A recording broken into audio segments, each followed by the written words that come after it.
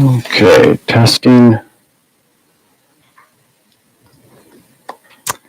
Okay, I think we've got that set up. Hello, good afternoon, everybody. Welcome to our live stream, the Simeon YouTube live stream, where we are going to unveil for the very first time the brand new Audita 3. First things first, captioning. Open up a browser, type in streamer.center. The login is Audita 3, and the password is Auracast with a capital A. It's going to take you into a room, Simeon 01, it's the only room out there. Click on that, and that will instantly take you to captioning. So, this is a really exciting moment for us at Simeon. Number one, we actually don't do a lot of product launches, as you can probably tell. This, in fact, is the first product launch that we've had in probably 5 or 6 years. And in fact, the Audita 3 has been in development for the greater part of 3 years, mainly because it is a huge leap forward in hearing accessibility. And that's the second thing I'm really excited about, is the fact that this is the world's first Auracast-enabled soundfield system. It's designed for congregate spaces, medium-sized congregate spaces. We're known for classrooms. This is really where we've made our history over the past 30 years. We've got thousands and thousands of soundfield systems in classrooms that support students with hearing loss and with auditory processing deficit. Last year, we released an enhanced version of our workhorse, the Audita II. In which case that we enhanced the output so that it would accommodate microphones like this EduMic, so that we could have ear level amplification to those who have cochlear implants and Oticon hearing aids, and among others. But this year, in unveiling the Audita 3, Auracast enables us to do a completely massive step forward in hearing accessibility. So let me talk a little bit about Auracast, because this is incredibly exciting. It's a huge moment for those of us in the hearing accessibility world. Auracast, I'll take you back a little bit because the history is really interesting. 2013, the hearing aid manufacturers collectively came to the Bluetooth Special Interest Group and said, you know, we like Bluetooth Classic, but it has a few problems. One, it's a one-to-one pairing, which means that it uses up a lot of battery power. And that's a huge dissatisfier for hearing aid wearers, because you need to get through the day with your hearing aid batteries. Second of all, with the fact that it's a one-to-one pairing, that means that it's not useful in public venues like theaters and transportation hubs and things like that. So Auracast came from the Bluetooth Special Interest Group when they went back in 2013 and said, all right, we'll figure out what we need to do to have crystal clear audio, a one-to-many connection. We need audio transmission to hearing aids and cochlear implants that does not interfere with anything and doesn't drain batteries. It also needs to have low latency so that it's perfect for congregate settings where live speech is being used. And it has to be worldwide, it has to be manufacturer agnostic. So the Bluetooth Special Interest Group went back.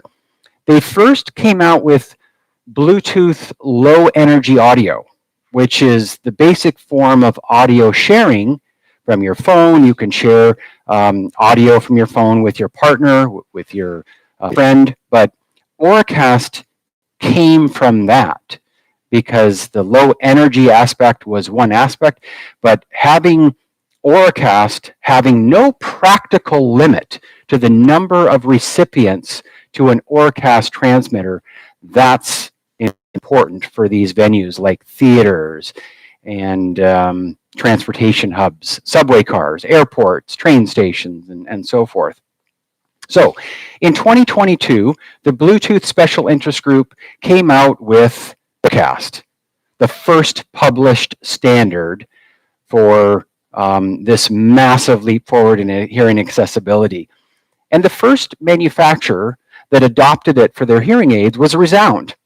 And I want to give Resound a lot of credit for the first, so they've had the Nexia and the Vivia hearing aids that have been Auracast-enabled for almost 2 years now. And we've been working with them for the last 8 months to test Auracast. And I got to tell you, it sounds amazing. Those of you who have been lucky enough to already hear an Auracast broadcast signal to your hearing aids, to your cochlear implants, or even to Auracast-enabled earbuds and headphones, which are now out in the market, it sounds incredible, and you know what I'm talking about. It has the higher frequencies of the 4,000 to 8,000 hertz, which are important for speech intelligibility. The S's, the T's, it all comes through crystal clear. And with the Audita III, it just sounds amazing. So with Resound, and I just want to give them the shout out that they've been super helpful to us in our testing over the past 8 months. But just what happened last month, Starkey and Oticon both released new models of hearing aids that are Auracast capable, Auracast enabled. So Starkey, I believe it's the Edge. With Oticon, they released the Zeal, which is an in-ear Auracast-enabled hearing aid, as well as the Intent. So the Intent has been out for maybe a year, and they released the firmware that enables all of the thousands of people that have Intent hearing aids now can download that 5-minute firmware update with their clinical audiologist, and now they've got Auracast. So this is super exciting because to me, this tells me that we are on the cusp of a completely new era. The inflection point is now. In addition to the hearing aids, on the cochlear implant side, you have Cochlear with the Kanso 3 processor and the Baja 7 are both already Auracast enabled. And we do hear that the Nucleus 8, sometime in early 2026, the firmware will be released to fully enable Auracast in the N8 processor. Somebody just last week told me that Medel, the Sonnet 3, is Auracast enabled, but I have not been able to confirm that. It might just simply be Auracast ready, so I don't know. But it just stands to the point that this is a super exciting time for those of us in the hearing accessibility world, because it means that the inflection point now. In fact, we might think back on this 5 years from now and recognize this as the point in time that it all changed, that hearing accessibility and the assistive technology that supports individuals with hearing loss changed forever. I do believe that it is an absolutely unstoppable momentum for Auracast. So I want to take this away and unveil to you the brand new Audita III. Now, just maybe a few features about it before I get back into the practical application of Auracast. It is still all of the things that educational audiologists love of our existing Audita platform. It's lightweight, it's portable, it can be taken, well, one of the reasons that teachers love it is because they can take it to the library, they can take it to the lunchroom, they can take it to the music room, to the art studio. They can take it outside. They can take it for gym, to recess. It has a tripod port, so it doesn't have to sit in the grass. So it's super versatile just within a school. But it also means that application for those who work in retirement communities or senior day centers or houses of worship. Let's say you have a built-in PA system in the main sanctuary, but in the church basement or conference rooms that you have, these types of medium-sized congregate settings that are usually left behind for amplification. Well, this is exactly what can cover those spaces. So yes, again, teachers love the portability, they love the sound quality, the fact that it has a more conventional studio speaker style amplification. It is a 3 microphone system, which is really important for students who have hearing loss in the classroom. Because here with Auracast, we can combine the gold standard of hearing accessibility, meaning the direct ear amplification, with the pass-around mics and with the constant feedback that you know that it's working. You're hearing your voice. Teachers love it because they know, first of all, that it's on. They have an easier time commanding the class. So having pass-around microphones are critical for a true accessible classroom. Because put yourselves in the shoes of someone who has hearing loss and is trying to participate in class discussions. Can't hear their peers. Students tend to be soft-spoken. They're not facing the student with hearing loss. They're facing the teacher. They're facing the front of the classroom. And students have sometimes said to the educational audiologist that works with them and the teachers of the deaf and hard of hearing that work with these students, afraid to speak up. They're afraid to ask a question because they're not sure that it wasn't already asked a few minutes ago, which is why for a fully inclusive classroom, a pass-around mic is so important. And having 2 of them, teachers have been asking us, the Audita II only had 1 pass-around microphone with a lightweight pendant for the teacher.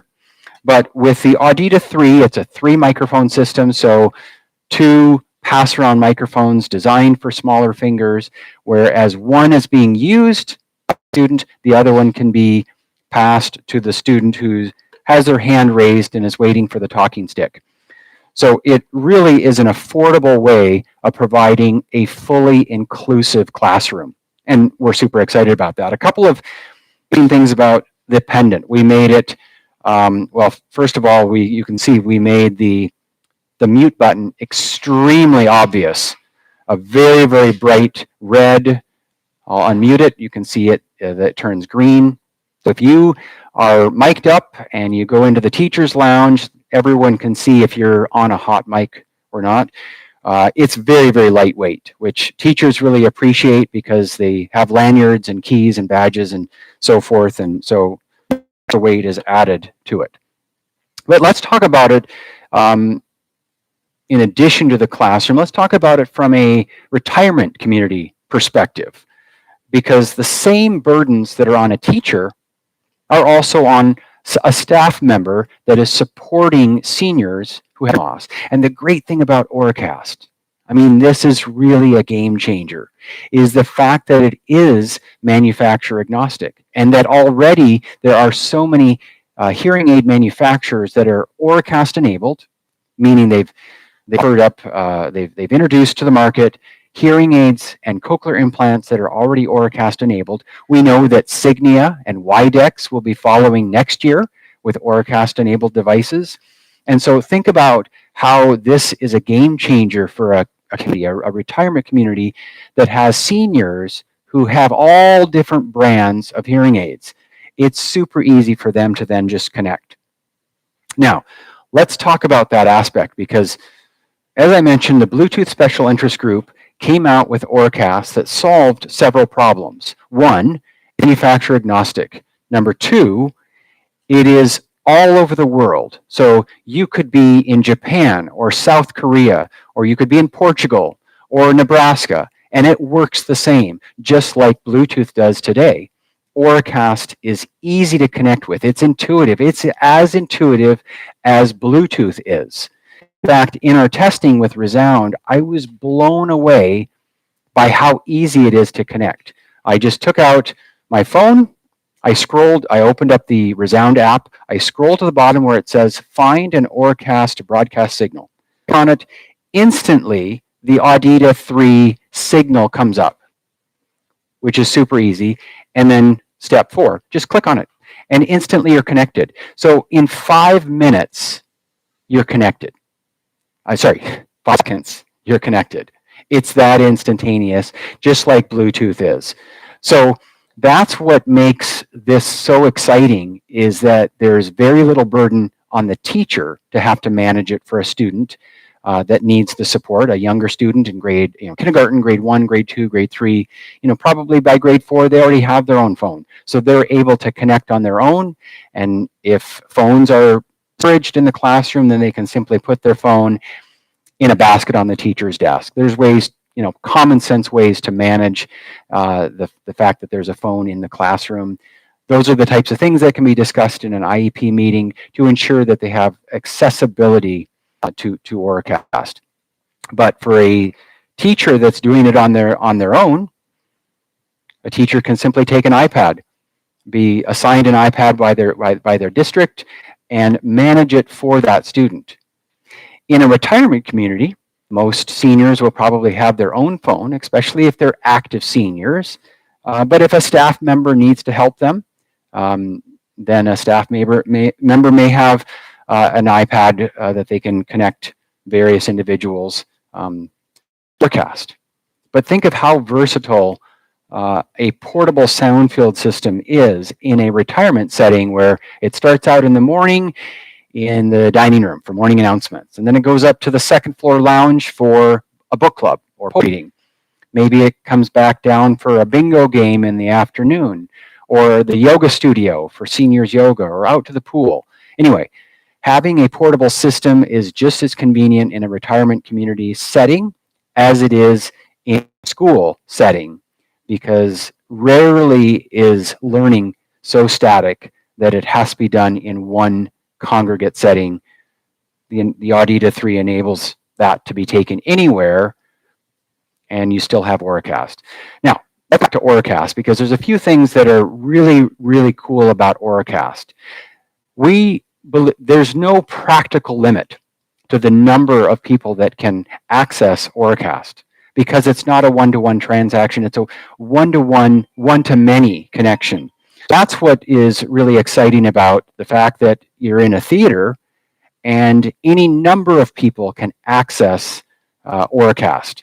Same thing in a classroom. If you have a special ed classroom, or if you're in a retirement community where everyone is aided and wants to access Auracast, you can do so. The range of the Auracast chip in the Audita III is 200 feet. And that is a huge benefit to the simplicity of Auracast. That means that, for most elementary schools, a student could go to the bathroom and remain connected to their class all the way through their bathroom break, because 200 feet is a pretty long way. What's interesting in the testing that we did with Resound is that if you go beyond the range, the 200 feet, for less than 5 minutes, it will automatically connect you to Auracast when you're back in range.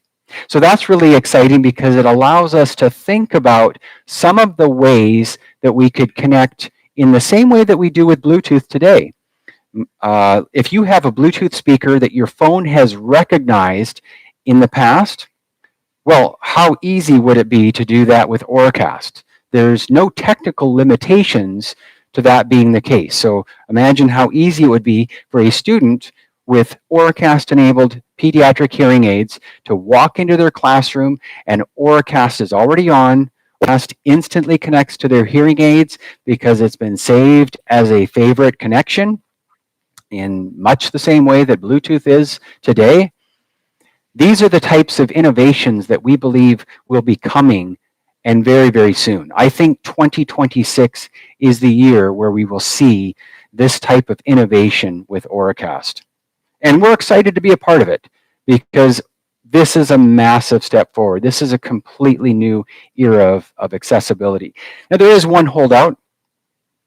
So that's the elephant in the room, and let's go ahead and address it. Phonak has announced that they would not be adopting Auracast into their hearing aids anytime soon. And that's unfortunate. I do believe that the rest of the industry will move forward without them, but it does mean that it will not be a homogeneous industry until Phonak believes that it is truly, that either the demand is there, or that there's enough venues where people will be demanding Auracast for all of its convenience and all of its accessibility in these venues. So I want to thank you for joining us. Oh, yeah, sorry. There is one other thing that I do want to mention beyond just Auracast, specifically about the Audita III. And that's that we have changed our frequencies of training. A couple of options. So our Audita II platform has traditionally been on the ultra high frequency, the UHF frequencies, which are the 514 to 544 megahertz. Now that's been a very reliable set of frequencies for us, and we've enjoyed that for many years. But with the option of eliminating the channels, and you can see that with the Audita III, we've eliminated the channels. The transmitters, the microphone transmitters, come already pre-paired to the speaker, to the Audita III. And so the spectrum that we've chosen to go with is the 1.9 gigahertz. Now this is important because we had a couple of options. Some of our competitors, including Phonak, are on 2.4 gigahertz, which is the same frequencies that many internet-enabled devices are on. So in fact, if you have a Nest thermostat or a Ring doorbell or possibly one of those refrigerators that tell you when to buy more eggs, they're communicating to a router through 2.4 gigahertz. And we believe that with the Internet of Things, that is going to become more congested rather than less congested.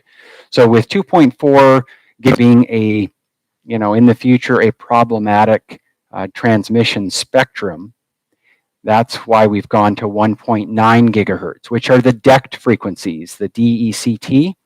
Now, interestingly, the DECT frequencies were pre-used for cordless telephones. We got rid of ours a few years ago. I think most people have generally moved away from cordless telephones, and so that's understandable. It just means that that spectrum is wide open. I believe that it's going to age really, really well. And for the longevity that we expect out of our soundfield systems, we have a 5-year warranty for a reason, and we typically see 8 to 10 years of life out of them. You want a system where all aspects of the technology are going to age really, really well. So the fact that we've loaded it up with Auracast, the fact that it has that is operating on the DECT frequencies means that this is a device that is really geared for the future, and the future is now. Thank you very much for participating. We are going to be leaving this video up on YouTube, on our YouTube channel, so feel free to share it with anybody who didn't catch our live stream. And thank you very much for joining today.